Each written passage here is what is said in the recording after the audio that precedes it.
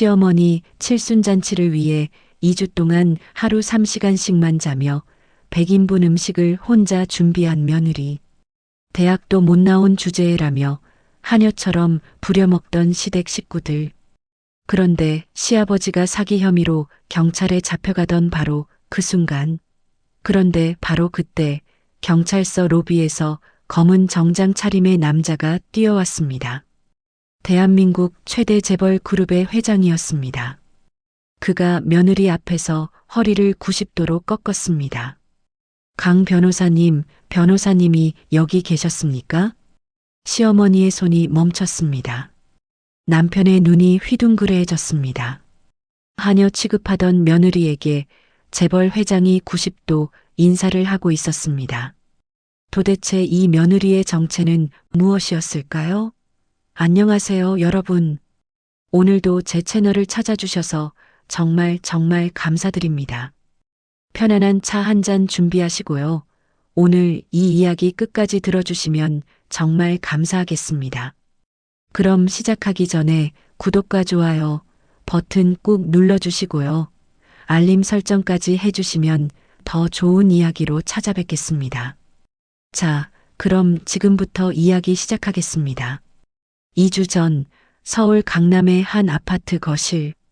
시어머니 박옥자가 소파에 앉아 있었습니다. 70세를 바라보는 나이지만 화장을 진하게 하고 손에는 명품 가방을 들고 있었습니다.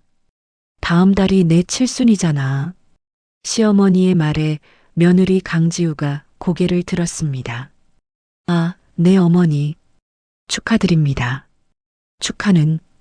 그래서 말인데 큰 집에서 잔치를 해야겠어.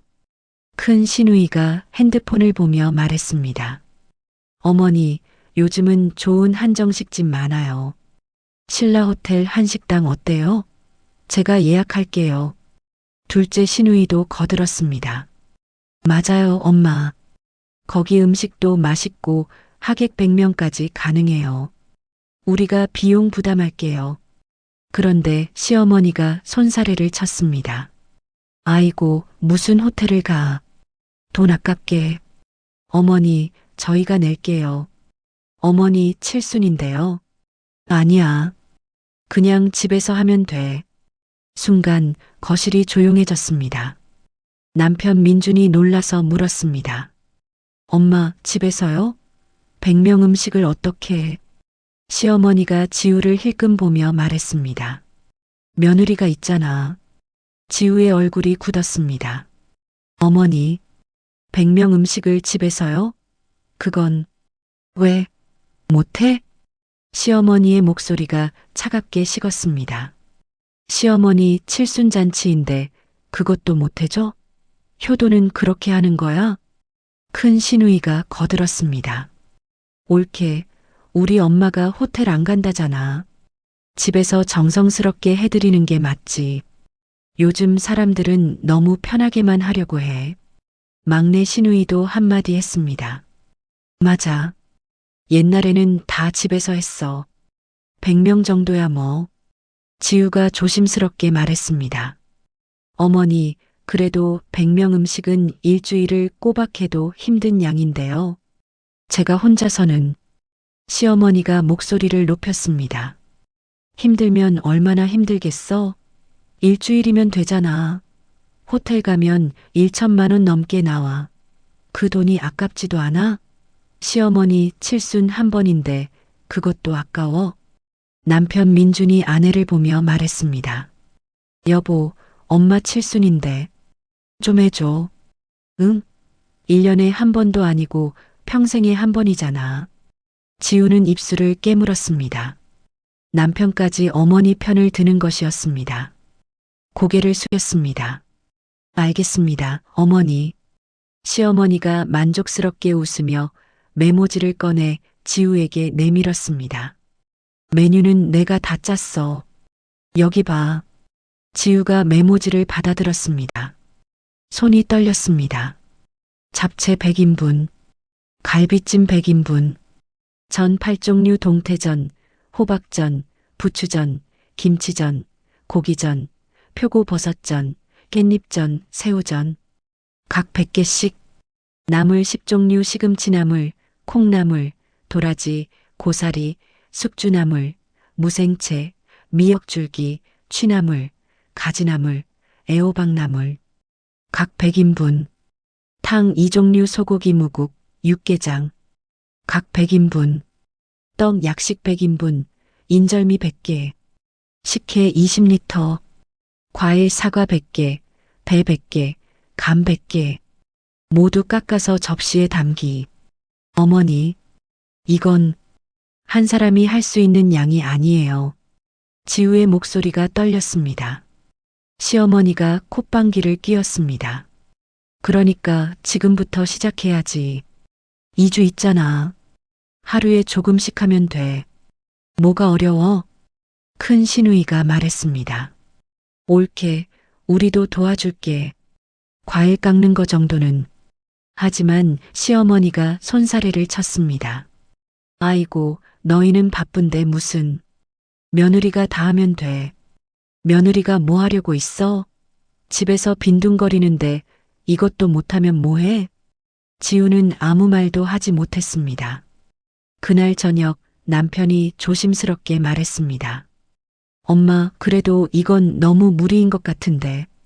제가 비용 제가 낼 테니까 식당에서. 시어머니가 버럭 소리를 질렀습니다. 아, 그게 무슨 소리야? 내 칠순잔치를 식당 음식으로 때우자고? 나 그렇게 만만해 보여? 엄마, 그게 아니라 손님들한테 뭐라고 해? 우리 며느리가 성의가 없어서 돈 주고 샀어요 라고 할까? 내가 그렇게 창피를 당하고 살아?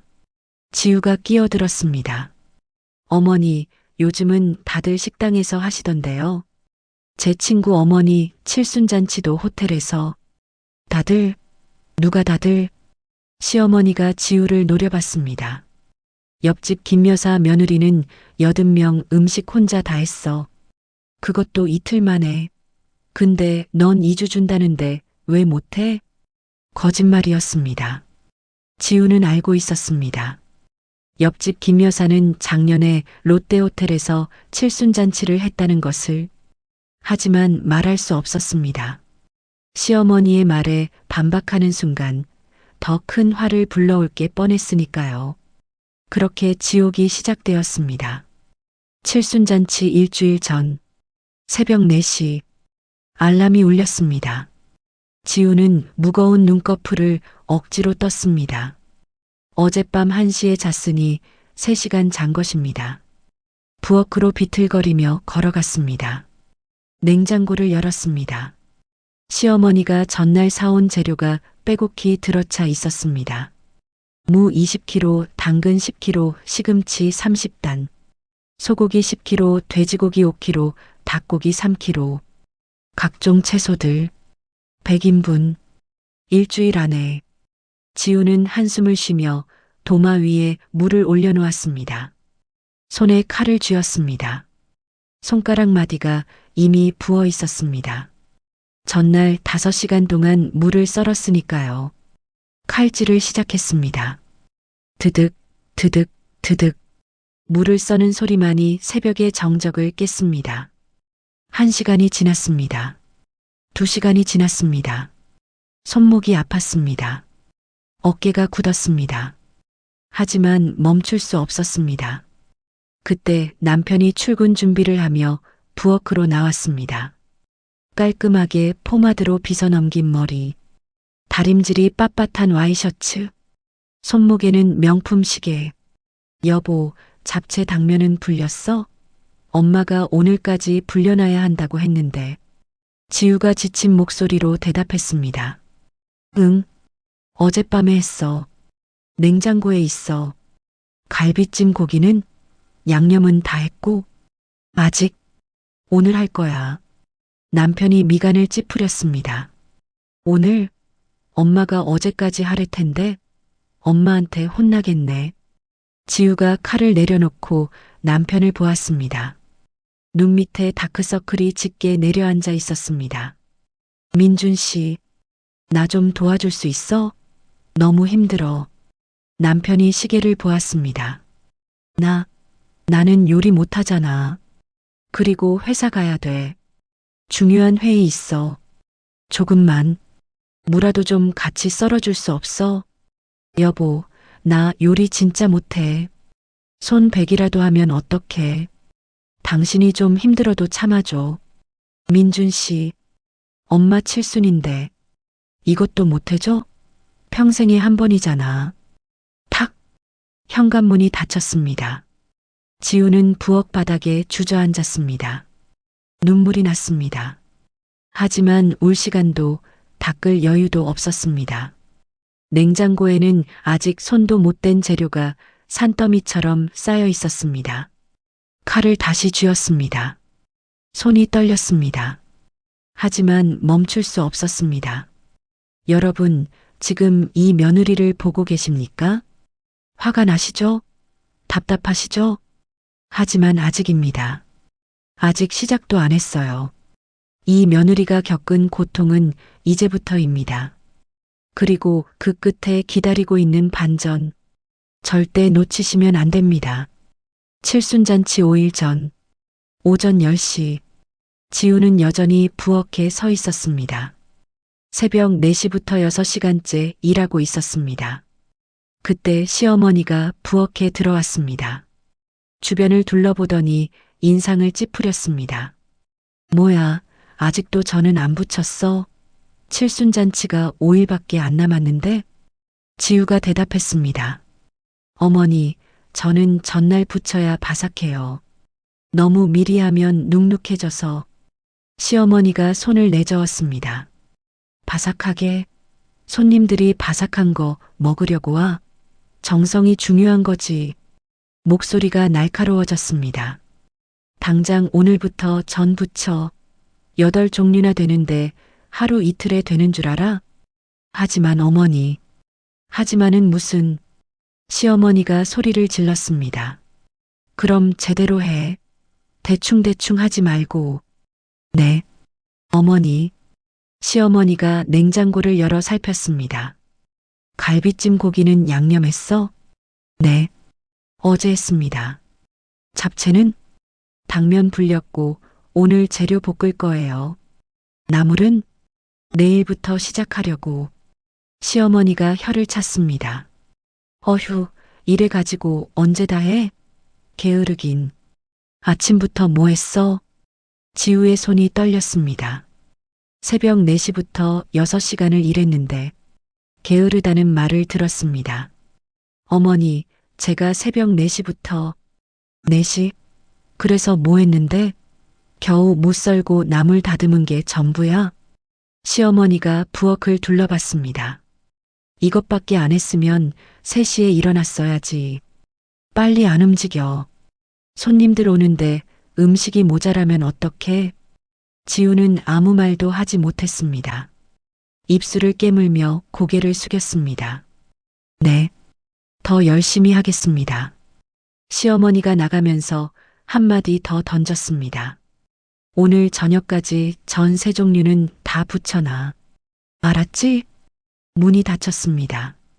지우는 그 자리에 선 채로 한참을 있었습니다. 눈물이 뚝뚝 떨어졌습니다. 앞치마 위로 떨어져 얼룩을 만들었습니다. 괜찮아. 괜찮아. 스스로에게 말했습니다. 조금만 참으면 돼. 칠순잔치만 끝나면. 하지만 마음 한구석에서는 알고 있었습니다. 칠순잔치가 끝나도 아무것도 달라지지 않을 거라는 것을. 칠순잔치 전날 밤 11시, 지우는 여전히 부엌에 서 있었습니다. 100인분의 잡채가 거대한 양푼에 담겨 있었습니다. 100인분의 갈비찜이 커다란 냄비에 가득했습니다. 8종류의 전, 각 100개씩, 10종류의 나물, 각 100인분, 2종류의 탕, 떡, 식혜, 거실 테이블, 부엌 싱크대, 냉장고를 가득 메운 음식들. 일주일 동안 하루 3시간씩만 잤습니다. 총 21시간. 일주일에 21시간. 하루 평균 3시간. 손가락은 칼에 베인 상처투성이었습니다. 반창고를 붙였지만 물에 젖어 떨어졌습니다. 손목은 퉁퉁 부었습니다. 무거운 냄비를 들고 날랐으니까요. 어깨는 돌아가지 않았습니다. 7일 동안 쉬지 않고 움직였으니까요. 허리도 아팠습니다. 하루 종일 서 있었으니까요. 지우가 화장실 거울을 보았습니다. 이게 나야? 눈 밑은 시커멓게 내려앉아 있었습니다. 입술은 갈라져 피가 맺혀 있었습니다. 머리는 일주일 동안 감지 못해 기름기로 떡져 있었습니다. 얼굴은 수척하게 빠졌습니다. 일주일 동안 제대로 먹지도 못했으니까요. 핸드폰을 꺼냈습니다. 바탕화면을 보았습니다. 검은 법복을 입고 법정에 서 있는 자신의 모습. 하버드 로스쿨 우수 졸업생 시상식. 그 사진 속에 지우는 자신감에 차 있었습니다. 당당했습니다. 빛났습니다. 하지만 지금 거울 속의 지우는 초라했습니다. 지쳐 있었습니다. 아빠, 눈물이 흘렀습니다. 나 지금 뭐 하고 있는 걸까? 이게 내가 원하던 삶이었을까? 핸드폰이 울렸습니다. 시어머니였습니다. 야, 며느리. 지우는 눈물을 닦고 전화를 받았습니다. 네, 어머니. 내일 아침 7시까지 다 세팅 끝나야 해. 알았지? 과일은 7시부터 깎기 시작해. 손님들 9시부터 오니까. 네, 어머니. 그리고 음식간 다시 맞춰봐. 내가 내일 아침에 맛볼 거야. 네. 일찍 자지 말고 다시 확인해. 알았지? 네. 알겠습니다. 전화가 끊겼습니다. 시계를 보니 자정이 넘었습니다. 7시간 후면 다시 시작입니다. 지우는 부엌 바닥에 주저앉았습니다. 기름때 묻은 앞치마, 베인 손가락, 부은 손목. 이것이 세계적인 변호사였던 강지우의 현재 모습이었습니다. 여러분, 보고 계시죠? 이 며느리가 얼마나 고생하고 있는지. 하지만 시댁 식구들은 고마워하기는커녕 당연하게 여깁니다. 이게 정말 가족일까요? 그런데 이제부터 더 큰 굴욕이 시작됩니다. 절대 놓치지 마세요.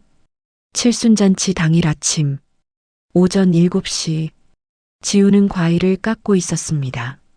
사과 100개, 배 100개, 감 100개, 손이 떨렸습니다. 어젯밤 2시간밖에 못 잔 몸이었습니다. 칼로 사과 껍질을 벗기는데 손이 미끄러졌습니다. 손가락에서 피가 났습니다. 하지만 멈출 수 없었습니다. 반창고를 붙이고 다시 과일을 깎았습니다. 오전 9시, 손님들이 도착하기 시작했습니다. 어머, 옥자 언니, 칠순 축하해요. 와, 이게 다 집에서 만든 거예요? 시어머니가 자랑스럽게 대답했습니다. 그럼요. 우리 며느리가 2주 동안 정성껏 만들었어요. 며느리가 효성이 지극하네요. 요즘 같은 세상에 보기 드문 며느리예요. 시어머니가 웃으며 지우를 불렀습니다. 야, 며느리, 여기 손님들 차 좀 가져와. 지우가 차를 날랐습니다. 며느리, 과일 더 깎아와. 며느리, 손님들 식혜 더 떠와. 며느리, 냅킨 가져와. 며느리, 이름 대신 며느리로 불렸습니다.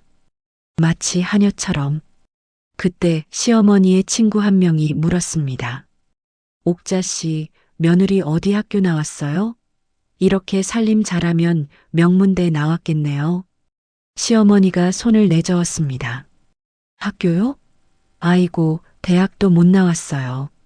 순간 거실이 조용해졌습니다. 어머, 그래요? 그래도 음식 솜씨는 정말 좋네요. 그게 유일한 장점이죠. 공부는 못했어도 일은 잘하니까. 다른 친구가 거들었습니다. 요즘 며느리들은 대학 나와도 음식 하나 제대로 못하던데. 이 며느리는 복받은 거네요. 시어머니가 웃었습니다. 그러게요. 공부 못한 게 오히려 다행이에요. 대학 나왔으면 이런 일 안 했을 테니까. 웃음소리가 퍼졌습니다. 지우는 부엌에서 그 소리를 들었습니다. 찻잔을 쥔 손이 떨렸습니다. 주먹을 쥐었습니다. 손톱이 손바닥에 박혔습니다. 대학도 못 나왔다. 하버드 로스쿨. 세계에서도 최상위권으로 꼽히는 곳이었습니다. 그곳을 수석으로 졸업하고 뉴욕 변호사 시험을 한 번에 통과한 자신에게 대학도 못 나왔다니. 하지만 참았습니다. 참고 또 참았습니다. 변호사라는 과거를 꺼내는 순간 어머니를 지키지 못한 그날의 기억이 숨통을 조여올 테니까요. 손님 한 명이 또 물었습니다. 며느리 친정은 어디예요? 시어머니의 얼굴이 굳었습니다. 친정이요. 손을 내저었습니다. 친정도 변변찮아요. 부모님도 안 계시고. 어머, 그럼 고아예요? 뭐 그런 셈이죠. 근본이 없어요. 그래서 우리 아들이 불쌍해서 데려온 거예요. 시어머니가 목소리를 낮췄지만 부엌까지 또렷하게 들렸습니다. 되게 못됐으니까 눈치가 없어요. 그래도 일은 시키는 대로 잘하니까 쓸만해요. 웃음소리. 지우의 눈에서 눈물이 흘렀습니다. 하지만 닦을 수 없었습니다. 손에 접시를 들고 있었으니까요. 근본이 없다. 되게 못됐다. 아버지. 은창호. 평생을 성실하게 살았던 중학교 교사. 딸을 하버드에 보내기 위해 과외를 3개씩 뛰었던 아버지. 근본이 없다니. 오후 2시. 잔치가 끝나갔습니다. 손님들이 하나둘 돌아갔습니다. 옥자 언니, 오늘 정말 좋았어요. 음식도 맛있고 며느리한테 고맙다고 전해줘요. 칠순 정말 축하해요. 손님들이 모두 떠났습니다. 거실에는 시댁 식구들만 남았습니다. 시어머니, 시아버지, 남편, 시누이 셋. 지우는 부엌에서 설거지를 시작했습니다. 100인분의 그릇, 100인분의 수저, 산더미 같은 접시. 그때 거실에서 시어머니의 목소리가 들렸습니다. 애들아, 내일 우리 가족여행 가는 거 알지? 지우의 손이 멈췄습니다. 큰 시누이가 대답했습니다. 네, 엄마. 몰디브 5박 6일이죠? 응. 풀빌라 예약했어. 엄마 칠순 기념으로 제대로 가는 거야. 와, 엄마 최고. 지우는 설거지를 멈추고 거실로 나갔습니다. 조심스럽게 물었습니다. 저도 가는 건가요? 순간 거실이 조용해졌습니다. 6쌍의 눈이 지우를 보았습니다.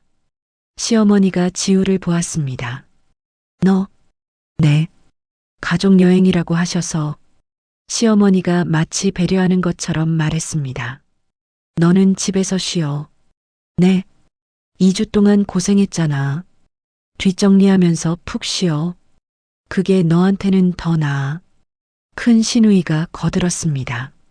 옳게, 우리 엄마 배려해 주시는 거야. 여행 가면 힘들잖아. 집에서 쉬는 게 낫지. 지우가 떨리는 목소리로 말했습니다. 어머니, 저도 같이 가면 안 될까요? 저도. 가서 뭐하게? 시어머니의 목소리가 차가워졌습니다. 너 영어도 못하잖아. 외국 가서 뭐 할 건데? 우리만 불편하게. 영어를 못한다. 국제법정에서 영어로 변론하던 자신에게, 영어 계약서를 수백 건 작성하던 자신에게, 뉴욕에서 10년을 살았던 자신에게. 하지만 참았습니다. 지우가 남편을 보았습니다. 민준 씨. 남편이 한숨을 쉬었습니다. 엄마 의견이 맞아. 심장이 얼어붙는 것 같았습니다. 민준 씨. 나도 가족이잖아. 그리고 티켓은 6장이야. 이미 예약했어. 당신은 비자도 없잖아. 비자가 없다. 미국 영주권을 가지고 있는 자신에게. 전 세계 어디든 갈 수 있는 자신에게. 하지만 그것은 중요하지 않았습니다. 중요한 것은. 지우가 목소리를 높였습니다. 나도 가족이라고 했잖아요. 거실이 얼어붙었습니다. 2주 동안 잠도 못 자고 100인분 음식을 만들었어요. 밥 한 끼 못 먹었어요. 손가락 다 베이고 손목 다 부었어요. 지우가 손을 보여줬습니다. 상처투성이 손가락, 부은 손목. 그런데 여행은 6명이고 나는 뒷정리나 하라고요? 눈물이 쏟아졌습니다. 이게 가족이에요? 그 순간 찰싹 시어머니가 지우의 뺨을 때렸습니다. 소리가 거실에 울렸습니다.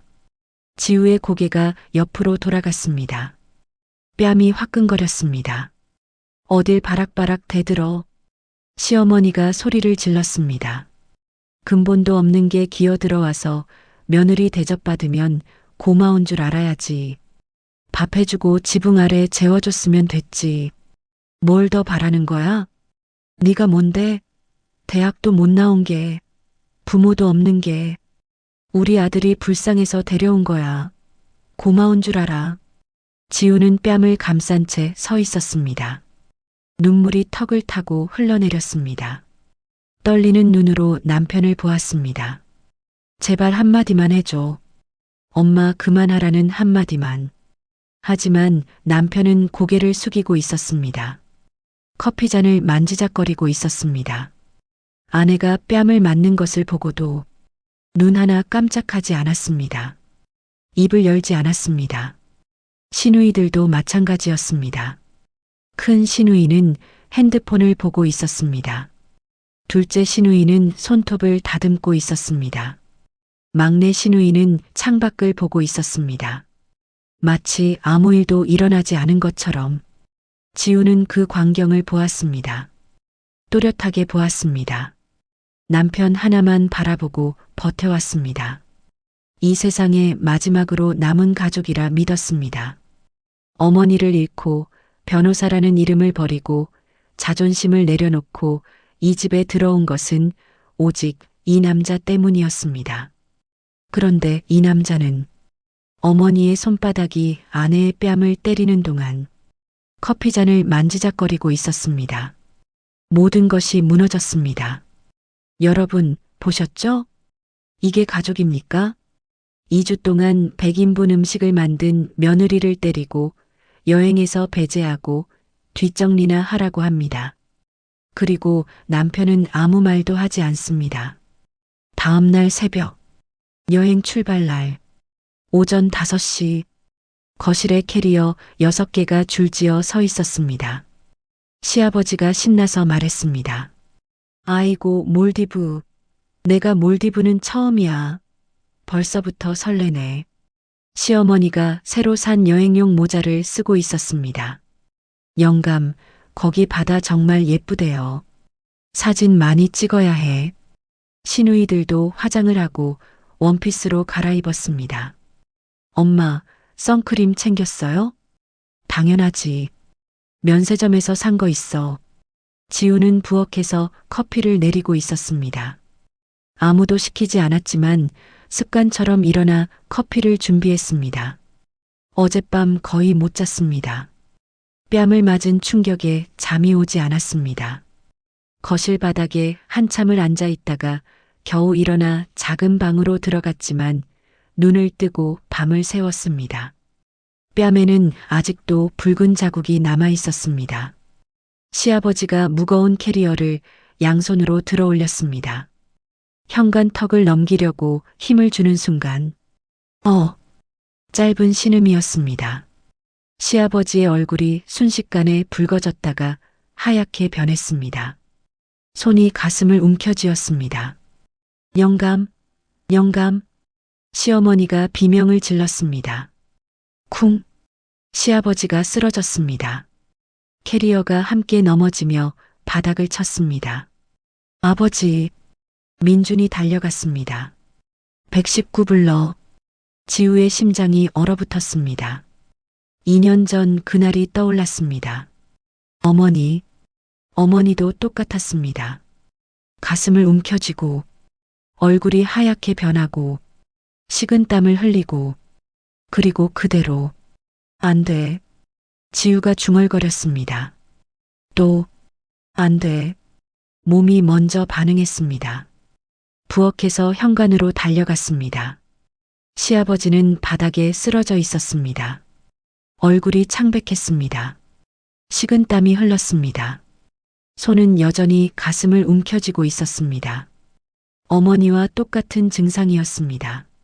비켜주세요. 지우가 외쳤습니다. 시아버지 곁으로 다가가려 했습니다.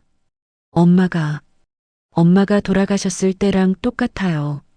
지금 119 오기 전에 뭐라도 해야 해요. 시어머니가 지우를 밀쳤습니다. 뭐 하는 짓이야? 어머니, 제발요. 엄마가 똑같이 쓰러지셨어요.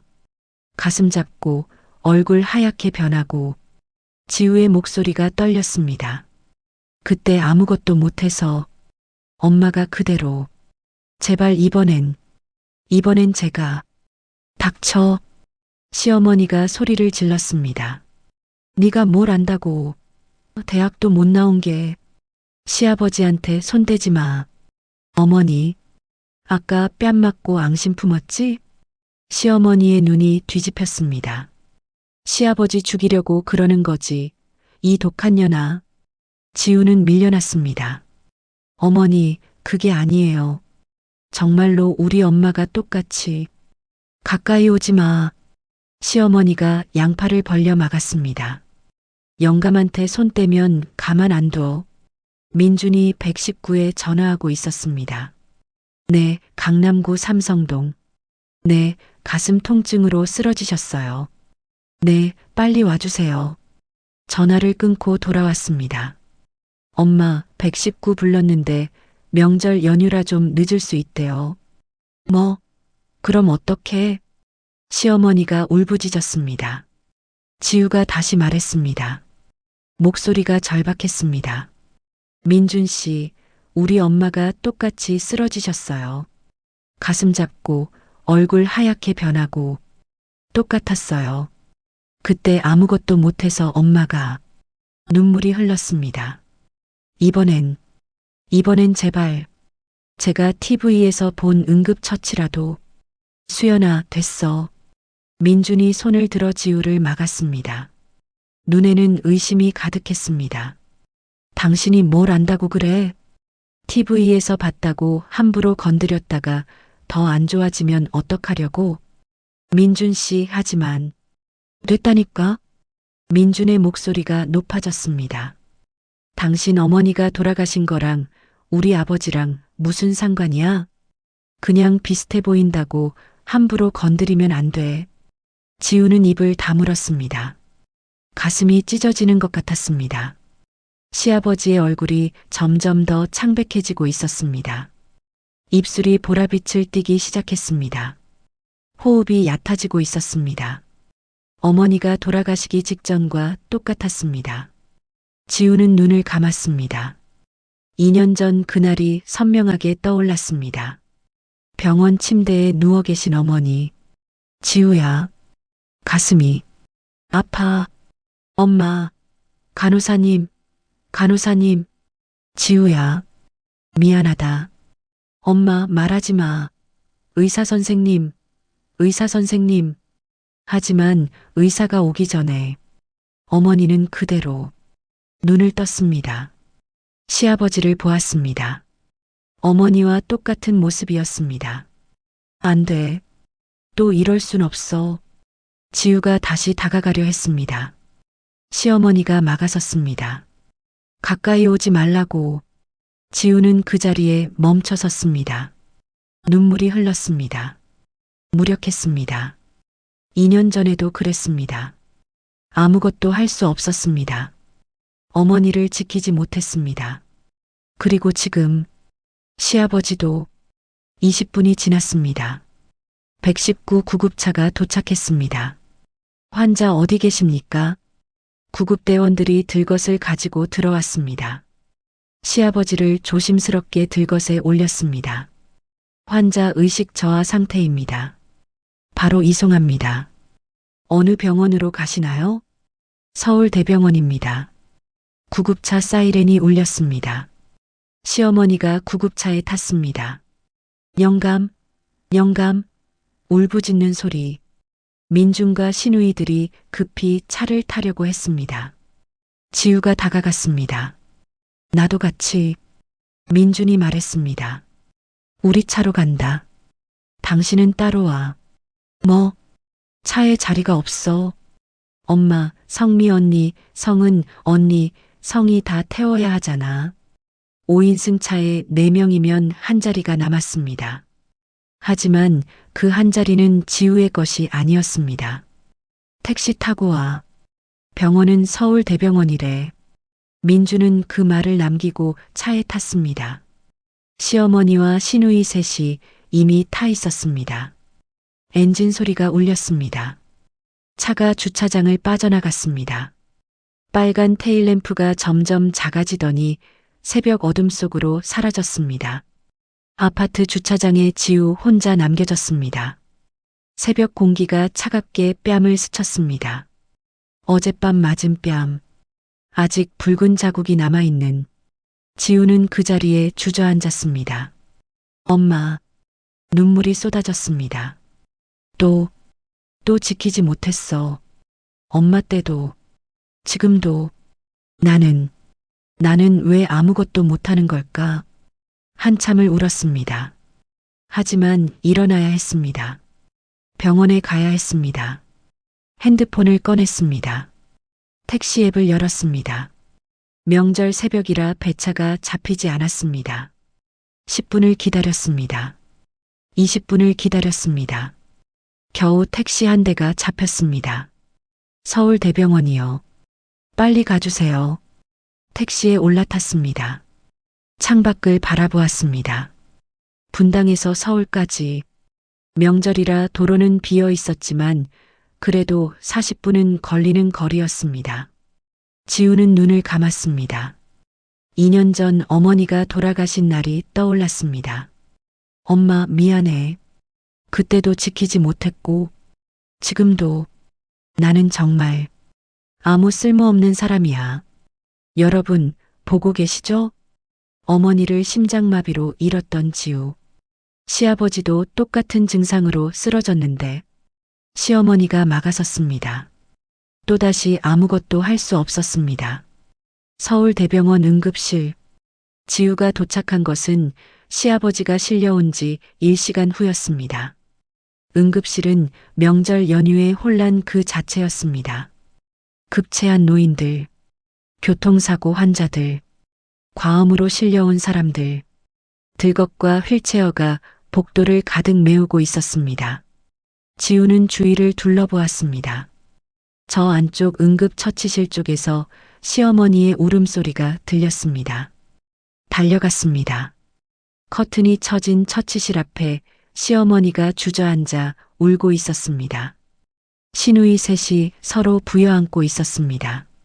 민주는 벽에 기대어 서서 핸드폰을 쥔 채 창백한 얼굴이었습니다. 민준 씨.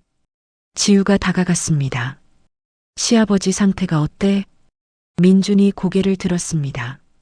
눈이 충혈되어 있었습니다. 의사가 상태가 안 좋대. 뭐라고? 너무 늦었다고. 지우의 심장이 쿵 내려앉았습니다. 너무 늦었다. 어머니 때 들었던 그 말이었습니다. 그때 처치실 커튼이 열리며 당직 전공의가 나왔습니다. 30대 초반으로 보이는 젊은 의사였습니다. 표정이 무거웠습니다. 보호자분 되시죠? 시어머니가 벌떡 일어났습니다. 우리 영감 어때요? 살릴 수 있는 거예요? 전공의는 잠시 입술을 다물었다가 입을 열었습니다. 심전도와 혈액 검사 결과 급성 심근경색으로 보입니다. 지우가 그 말을 듣는 순간 온몸이 얼어붙었습니다.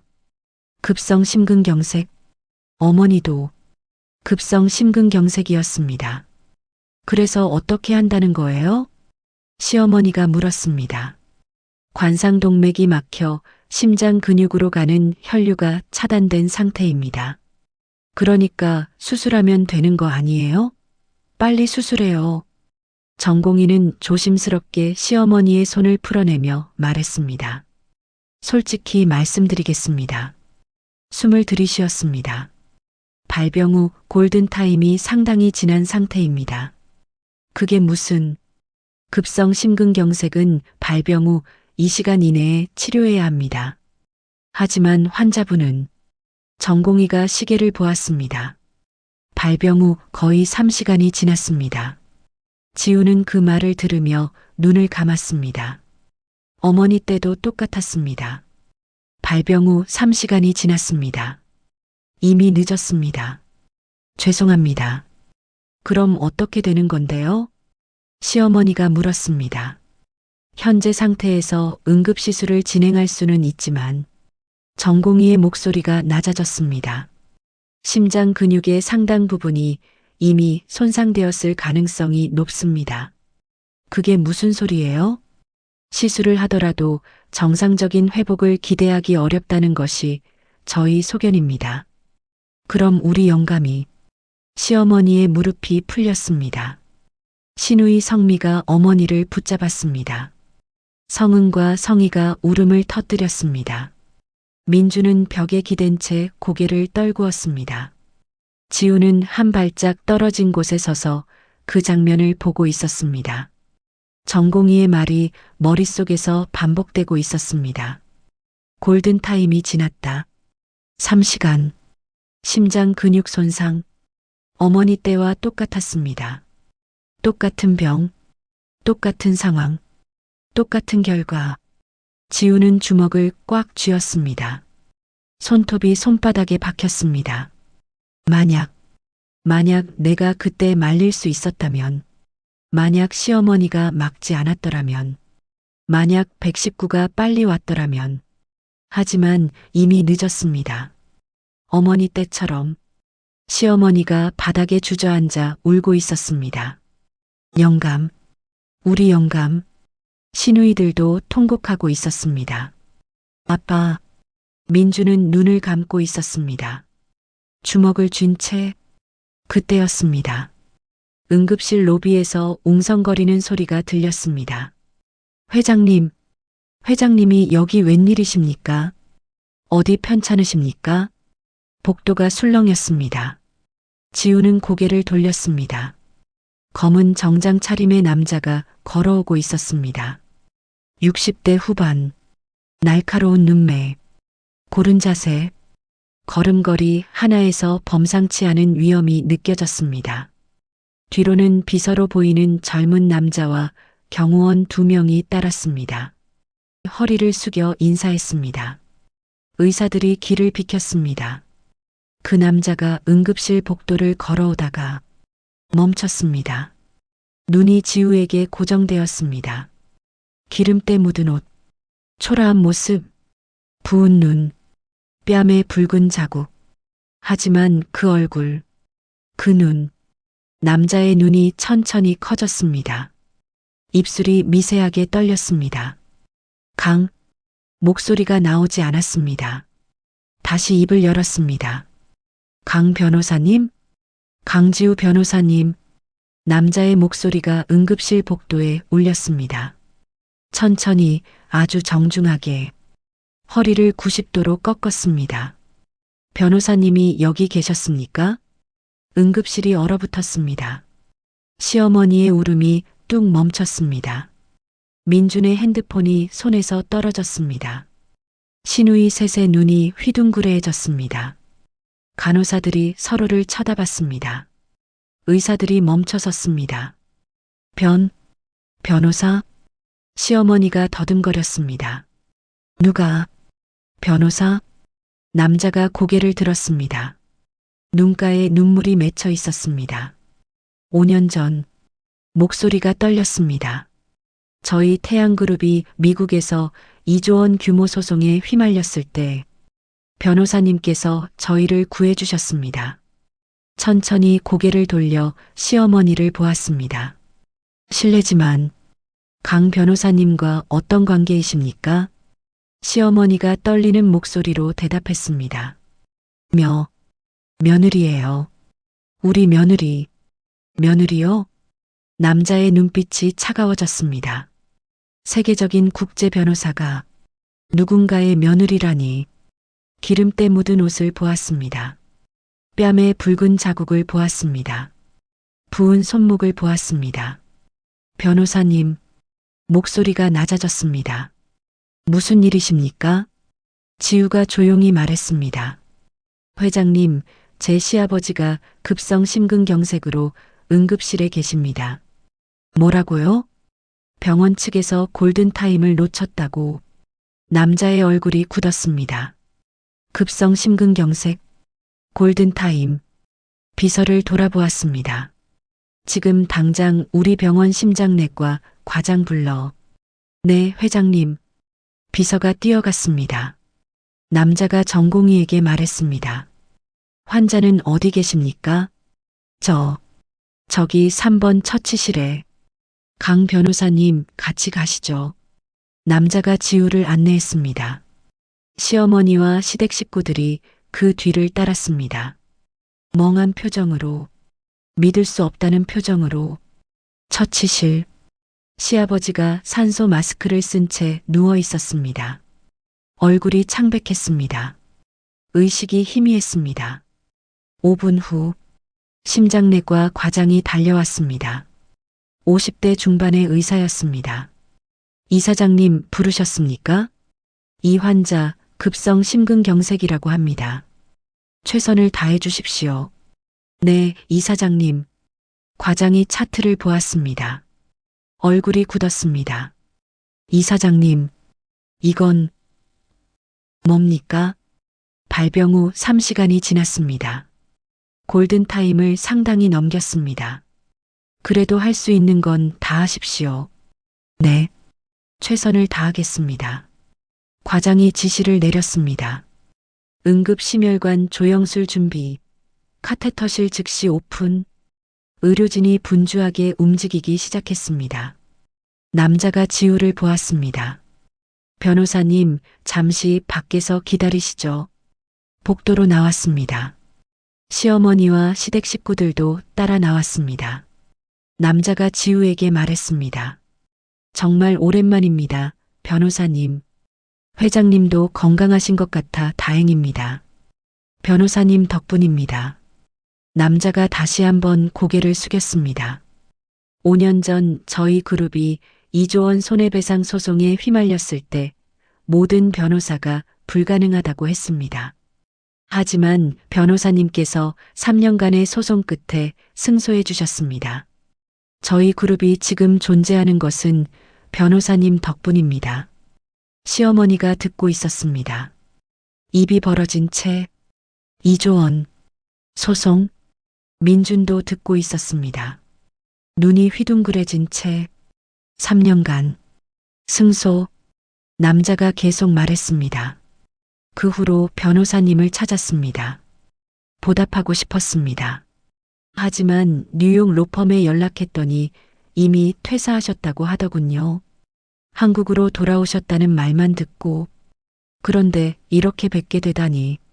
남자가 지우의 옷을 보았습니다. 뺨의 자국을 보았습니다. 변호사님, 어떻게 이런.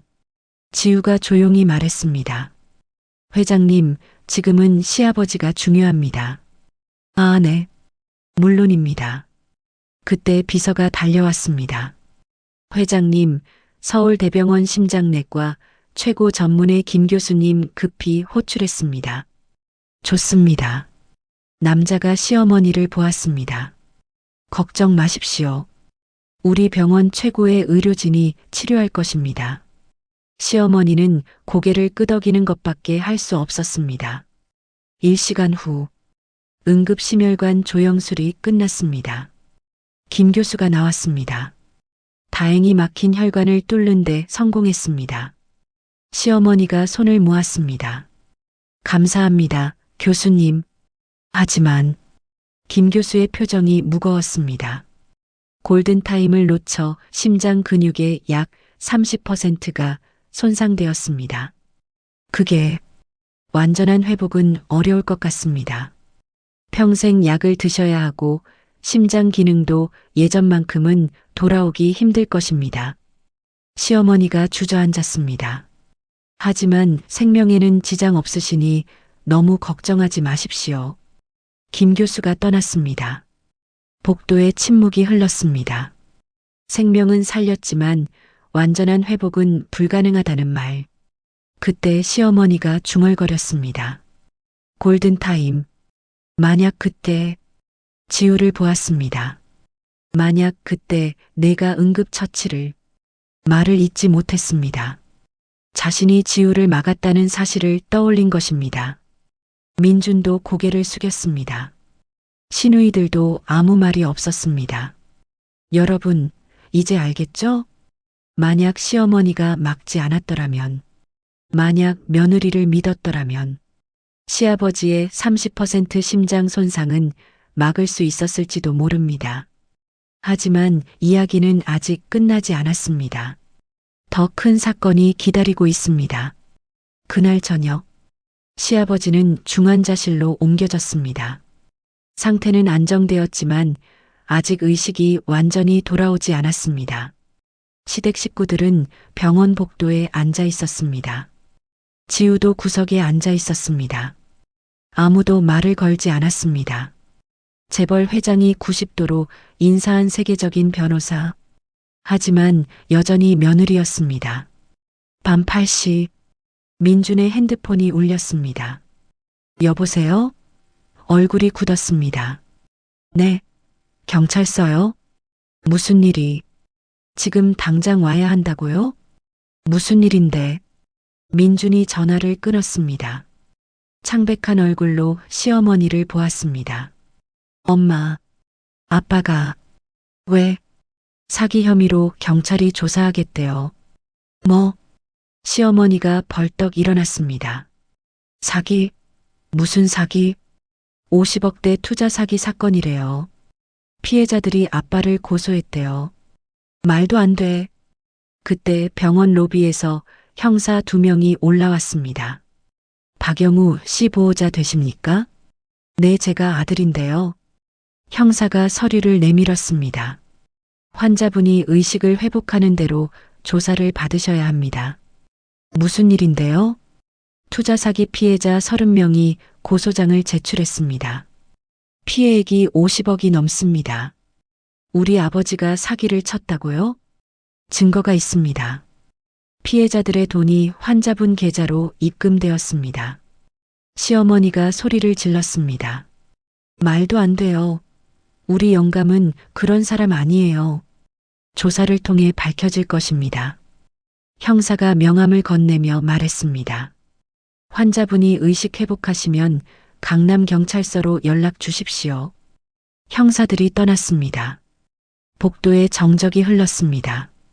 50억대 사기, 피해자 30명, 구속 가능성. 시어머니가 주저앉았습니다. 어떻게? 영감이 깨어나면 경찰서에 가야 한다고. 구속되면 시누이들이 울기 시작했습니다. 아빠가 감옥에? 민준이 머리를 감싸쥐었습니다. 변호사를 선임해야 하는데 대형 로펌 비용이 억 단위래. 우리가 어떻게 해? 그때 지우가 조용히 말했습니다. 제가 자료를 볼 수 있을까요? 모두가 지우를 보았습니다. 지우야, 넌, 민준이 말했습니다. 넌 국제 변호사잖아. 한국 형사 사건은 국제 변호사지만 한국 변호사 자격도 있어요. 지우가 말했습니다. 뉴욕 변호사 시험과 한국 변호사 시험 둘 다 통과했어요. 그리고 지우가 시어머니를 보았습니다. 아버님은 무죄예요. 뭐? 이건 누군가의 계획된 함정이에요.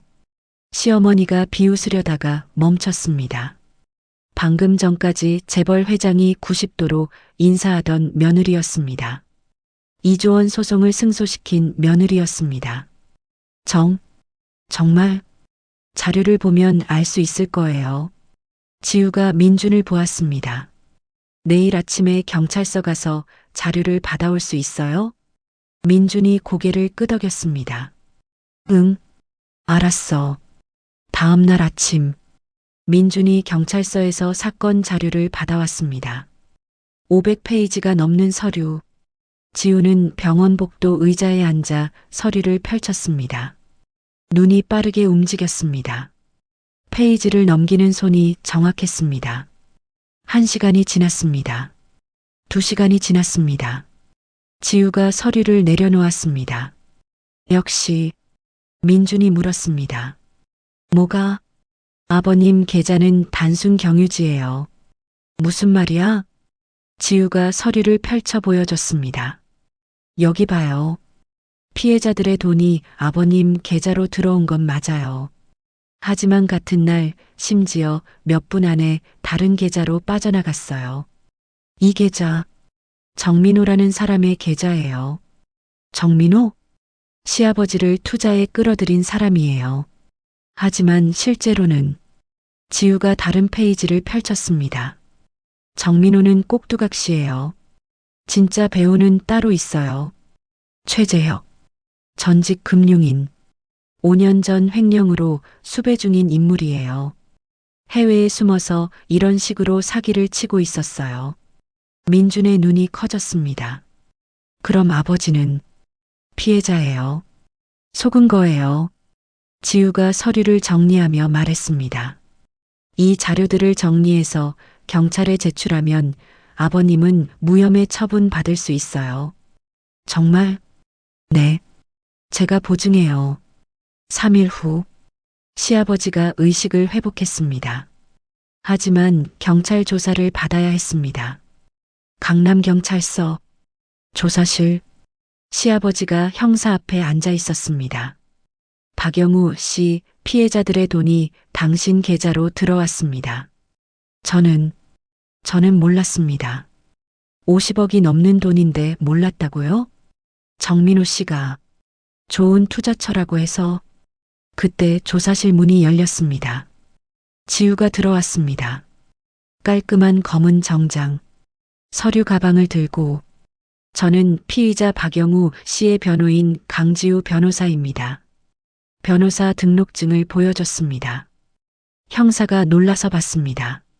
하버드 로스쿨, 뉴욕 변호사, 한국 변호사. 지우가 서류를 펼쳤습니다. 형사님, 제 의뢰인은 무죄입니다. 어떻게? 여기 증거가 있습니다. 지우가 자료를 테이블 위에 펼쳤습니다. 피해자들의 돈이 제 의뢰인 계좌로 들어온 건 맞습니다. 하지만 보세요. 손가락으로 가리켰습니다. 같은 날, 같은 시간대에 모두 정민호 계좌로 빠져나갔습니다. 제 의뢰인은 그 사실을 몰랐습니다. 정민호가 투자 수익금이라고 속였기 때문입니다. 형사가 자료를 보았습니다. 그리고 이것, 지우가 다른 자료를 꺼냈습니다. 정민호의 배후에는 최재혁이라는 인물이 있습니다. 5년 전 횡령으로 수배 중인 전직 금융인입니다. 해외에서 10개의 페이퍼 컴퍼니를 운영하며 이런 사기를 벌여왔습니다. 이 수법은 제가 5년 전 뉴욕에서 맡았던 케이스와 똑같습니다. 지우가 또 다른 서류를 꺼냈습니다. 최재혁의 해외 계좌 추적 자료입니다. 정민호 계좌로 들어간 돈이 최종적으로 최재혁 계좌로 흘러갔습니다. 형사가 감탄했습니다. 이걸 어떻게? 국제 자금 세탁 추적이 제 전문 분야였습니다. 지우가 단호하게 말했습니다. 제 의뢰인은 피해자입니다. 진짜 범인은 최재혁입니다. 형사가 고개를 끄덕였습니다. 강 변호사님, 48시간만 주시겠습니까? 이 자료를 바탕으로 최재혁을 추적하겠습니다. 48시간 후 형사에게서 전화가 왔습니다. 강 변호사님, 최재혁 검거했습니다. 정민호도 자백했고요. 박영우 씨는 무혐의 처분 내려졌습니다. 지우가 전화를 끊고 시댁 식구들을 보았습니다. 아버님, 무죄예요, 정말. 시어머니가 눈물을 흘렸습니다. 고마워. 지우야. 처음으로 이름을 불렀습니다. 며느리가 아니라 지우라고. 여러분, 보셨죠? 며느리가 시아버지를 구했습니다. 48시간 만에 사건을 해결했습니다. 세계적인 변호사의 실력으로. 하지만 이야기는 아직 끝나지 않았습니다. 마지막 반전이 남아 있습니다. 일주일 후 시아버지는 퇴원했습니다. 건강은 완전히 회복되지 않았지만 집에서 요양할 수 있는 상태였습니다. 시댁 거실, 지우가 캐리어를 끌고 나왔습니다. 시어머니가 소파에 앉아 있었습니다. 어디 가는 거야? 집으로 갑니다. 뭐? 시어머니가 벌떡 일어났습니다. 잠깐만. 그동안 일은 고맙고, 이제 우리 관계를 다시 생각해 봐야 하지 않겠어? 지우가 멈췄습니다. 관계요? 그래. 시어머니가 어색하게 웃었습니다. 내가 대단한 변호사였다는 거 이제 알았어. 하버드도 나오고 세계적인 변호사고 앞으로는 며느리가 아니라 우리 집안의 법률 고문으로. 뭐? 지우가 믿을 수 없다는 표정으로 시어머니를 보았습니다. 지금 뭐라고 하신 거예요? 그러니까 내가 변호사니까 우리 집안 법률 문제도 봐주고 그럼 우리도 내 경력에 도움이 될 거 아니야? 태양그룹 회장도 아는 사이고 내 인맥에도 좋을 거고. 지우가 웃었습니다. 처음으로 웃었습니다. 차가운 웃음이었습니다. 어머니, 응? 2주 동안 저를 뭐라고 부르셨죠? 시어머니의 얼굴이 굳었습니다. 그건 며느리, 대학도 못 나온 며느리, 근본도 없는 며느리, 되게 못된 며느리, 그렇게 부르시며 뺨도 때리셨죠. 시어머니의 얼굴이 붉어졌습니다. 그건 내가 몰라서 내가 그런 대단한 사람인 줄 이제 아시니까 달라진 거예요? 지우가 캐리어를 끌었습니다. 전 변호사 강지우입니다. 누군가의 며느리가 아니라 강지우 그 자체로 살겠습니다. 지우야. 그때 민준이 안방에서 나왔습니다. 가지마. 다시 시작하자. 엄마한테도 내가 말할게. 제대로 대접받을 수 있게 할게. 지우가 남편을 보았습니다. 민준 씨. 응? 2년 전 제가 왜 변호사 그만뒀는지 알아요? 어머니가 보이스피싱 사기에 걸려서 전 재산 3억을 잃으셨어요. 민준의 얼굴이 굳었습니다. 그 충격으로 심장마비로 돌아가셨죠. 눈물이 흘렀습니다. 저는 국제사기 전문 변호사였는데 정작 제 어머니는 지키지 못했어요. 그 죄책감에 모든 걸 그만두고 평범하게 살고 싶었어요.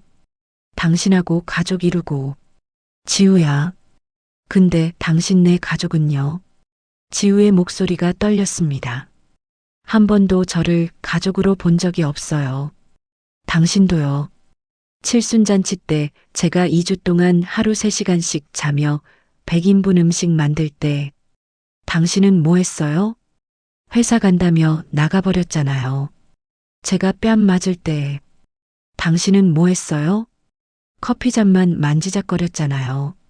시아버지가 쓰러졌을 때 당신은 저를 택시 타고 오라고 했잖아요. 가족이라면서요. 캐리어를 끌었습니다. 이제 저는 제 자리로 돌아갈 거예요. 제가 진짜 도움이 필요한 사람들을 위해 일할 거예요. 현관문을 열었습니다. 잘 사세요. 문이 닫혔습니다. 6개월 후 서울 강남 국제사기 피해자 무료 법률 구조센터 현판식이 열렸습니다. 기자들이 몰려들었습니다. 강지우 변호사님, 이번 센터를 여신 이유가 무엇입니까? 지우가 마이크 앞에 섰습니다. 깔끔한 정장, 당당한 눈빛. 2년 전 제 어머니가 보이스피싱 사기로 모든 걸 잃으셨습니다. 그 충격으로 돌아가셨고요. 저는 국제사기 전문 변호사였지만 정작 제 어머니는 지키지 못했습니다. 목소리가 떨렸습니다. 그 후회와 죄책감을 안고 살았습니다. 하지만 이제는 다릅니다. 제 어머니 같은 분들이 더 이상 생기지 않도록 제 능력을 쓰고 싶습니다. 박수가 터져 나왔습니다. 그날 저녁, 지우는 센터 사무실에 혼자 앉아 있었습니다. 책상 위에 액자 하나가 놓여 있었습니다. 어머니와 함께 찍은 사진. 엄마. 지우가 사진을 쓰다듬었습니다. 이제야 당당해졌어요. 제가 누군지 잊지 않고 살게요. 누군가의 며느리가 아니라 변호사 강지우로. 창밖으로 서울의 야경이 보였습니다. 반짝이는 불빛들. 지우는 미소 지었습니다. 진짜 미소였습니다. 1년 후. 뉴스. 강지우 변호사, 대한민국 법률구조공단에서 올해의 변호사상 수상. 국제사기 피해자 500명 무료 변론. 보이스피싱 피해 예방 캠페인 주도. 화면에 지우가 나왔습니다. 상을 받고 있었습니다. 당당한 모습, 빛나는 눈빛. 그 옆에는 태양그룹 이정훈 회장이 축하 꽃다발을 들고 서 있었습니다. 강 변호사님 축하드립니다. 감사합니다, 회장님. 변호사님 덕분에 우리 그룹도 법률 자문을 제대로 받고 있습니다. 제가 도움이 된다니 영광입니다. 지우의 핸드폰이 울렸습니다. 민준이었습니다. 받지 않았습니다. 시어머니였습니다. 받지 않았습니다. 지우는 핸드폰을 내려놓고 창밖을 보았습니다. 2년 전 기름때 묻은 앞치마를 입고 부엌에서 울던 자신은 사라졌습니다. 이제는 다시 돌아왔습니다. 진짜 자신으로. 변호사 강지우로. 다음 날 센터 사무실. 새로운 의뢰인이 찾아왔습니다. 70대 할머니였습니다. 변호사님, 저 보이스피싱 당했어요. 평생 모은 돈 2억이. 할머니가 울먹였습니다. 지우는 할머니의 손을 잡았습니다. 따뜻하게. 괜찮습니다. 제가 도와드릴게요. 제 어머니도 똑같은 일을 겪으셨거든요. 그래서 저는 압니다. 얼마나 힘드신지. 하지만 이제는 혼자가 아니에요. 제가 있습니다. 할머니가 눈물을 흘렸습니다. 고맙습니다. 변호사님. 지우는 서류를 펼쳤습니다.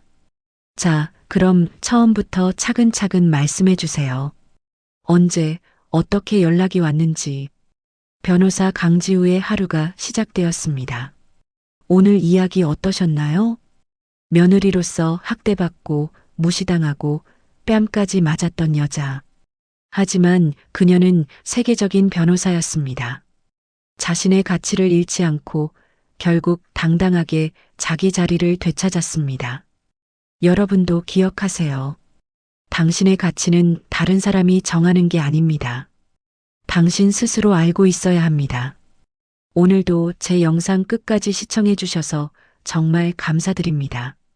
구독과 좋아요, 알림 설정 꼭 부탁드리고요. 다음에도 더 좋은 이야기로 찾아뵙겠습니다. 모두 복 많이 받으시고 행복하세요.